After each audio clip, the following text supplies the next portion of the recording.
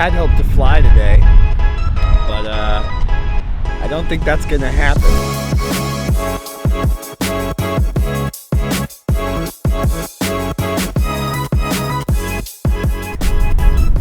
Look at those clouds.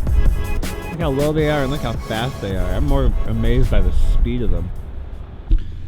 But if you really couldn't tell, it's not just the clouds that are keeping me grounded today. And that's the point of this video, because it's time for a training moment. This is my favorite plane right here. I love this plane. Yoda is such a good plane to fly in. It's our instrument trainer. I've flown Yoda to Tennessee multiple times.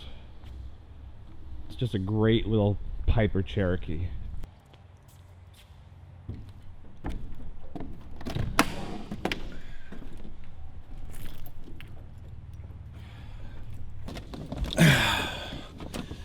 So let's have a training moment, shall we? Because today I want to talk about checklists. Pilots love checklists, and we love them because they help us remember. Last night, I was perusing Facebook, and I came across a group of individuals who was arguing about the effectiveness of checklists in simple aircraft. Let me fix this. Now, they were saying simple aircraft are small airplanes with the Rotax motors that don't really have a lot going on in them. It's basically you turn the plane on, you fly it, you turn it off.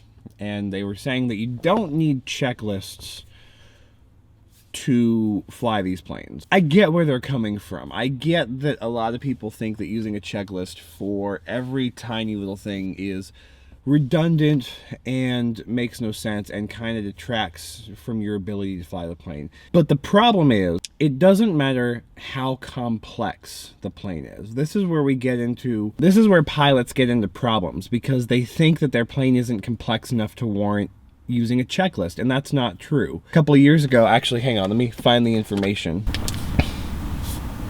So this is the article I'm reading. This is on AOPA's website. Back on May 31st, 2014, a Gulfstream 4 was attempting to take off from a Boston area airport when it crashed at about 9:40 p.m. And what happened was the flight crew of this Gulfstream 4 had flown this plane they had a lot of experience in this plane. I'm not going to read through here and tell you everything, but they had a ton of experience. And what happened was they tried to take off without running a checklist. They had become complacent. And in that complacency, they forgot to do a control check. Now, a control check is when you get into the plane and you take the yoke of the plane and you turn it all the way and you push it all the way in, and you're looking to make sure your flight controls are free and correct. If I want to go to the left, that one goes up, that one goes down. That's a control check. They didn't do that. But that's something every pilot has to do every time. That's something you should do every time you fly. It's not optional. And it doesn't matter if your plane sat in a hangar and you were the last one who flew it, or if you're renting a plane that somebody else previously flew. That doesn't matter either, because control cables can stick, pulleys can wear out, all sorts of things can happen to your flight control. So not checking the flight controls might seem like a trivial thing to some people, but it's really not, because in that Gulfstream 4, it took 7 lives. And all they had to do was take the flight controls, pull them out, turn them, push them back in, turn them, make sure that they were free and correct. What they would have noticed is that they had what's known as a gust lock, or a mechanism that prevents the flight controls from moving in the wind, still applied.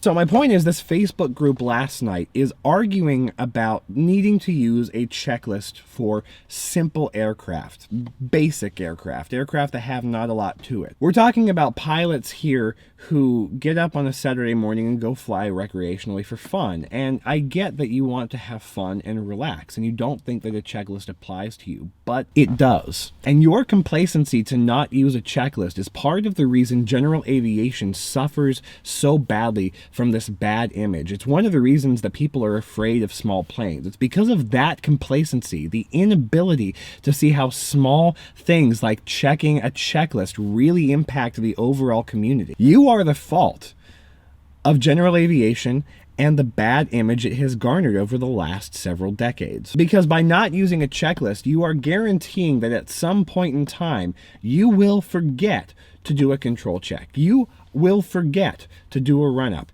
It happens when you're in a rush. It happens when you're stressed. It happens when you're fatigued. It happens when you're tired. By justifying that you don't need to use a checklist because you're in a simple aircraft, you also justify that you don't need personal minimums. You also justify that you can fly your aircraft outside of its performance envelope. You also justify that the rules don't apply to you. This is what we flight instructors call machismo and invulnerability. The rules don't apply to you because somehow you think that just because your plane only has 5 steps from startup to takeoff, that you're always going to remember those 5 steps. I'll be brutally honest with you, I have forgotten to do very basic things in planes before. There have been times I've tried to start up a plane without reading a checklist, and I found myself trying to start the plane without turning the ignition switches on. In this particular plane, the ignition switches weren't on the key. They were separate switches. And because I thought I didn't need a checklist just to move the plane from one parking spot to another, I didn't read it. And I spent 2.5 minutes trying to figure out why the plane wouldn't turn on. It's basic. And it's simple, and I was an idiot for not just reading the checklist, because if I had read the checklist, I would have figured it out, and I wouldn't have wound up calling a mechanic over to figure out why the plane wouldn't start. The point I'm trying to make is checklists apply to you. It doesn't matter what size of the plane you're flying is. It doesn't matter if it's an ultralight or a Gulfstream 4. Checklists apply to everyone. The point I'm making here is we as flight instructors don't tell you to use checklists because we think you're incompetent. We don't live by checklists because we think that we should always have a piece of paper telling us how to do things. We live by checklists because we know we're human and we're not infallible. And that infallibility back in 2014 cost the life of 7 individuals in a Gulfstream 4. Thousands of hours of flight experience didn't matter. Thousands of hours of flight experience in that plane didn't matter. A type rating didn't matter. The fact that these pilots knew this plane inside and out didn't matter.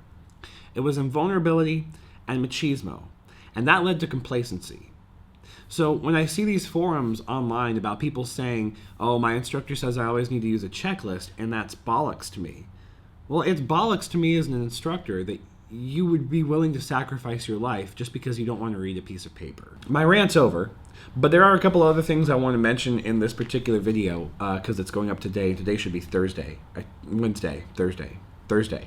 It's Thursday. Keep an eye out. Coming this Sunday at 5 o'clock, we will be live streaming our first web show here from FirstLandings Aviation, and it's going to be the start of a regular series of live stream shows that we're going to be publishing online.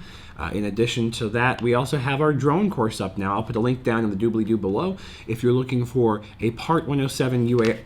If you're looking for a Part 107 remote pilot certificate, this is one right here. We will be doing a 1-day course in and out in a day to get you your remote pilot certificate, assuming you pass the written exam, of course. So make sure you check out that link if you know anyone who's looking for their Part 107 drone pilot certificate. That's all for now. Fly safe, and I'll see you next time.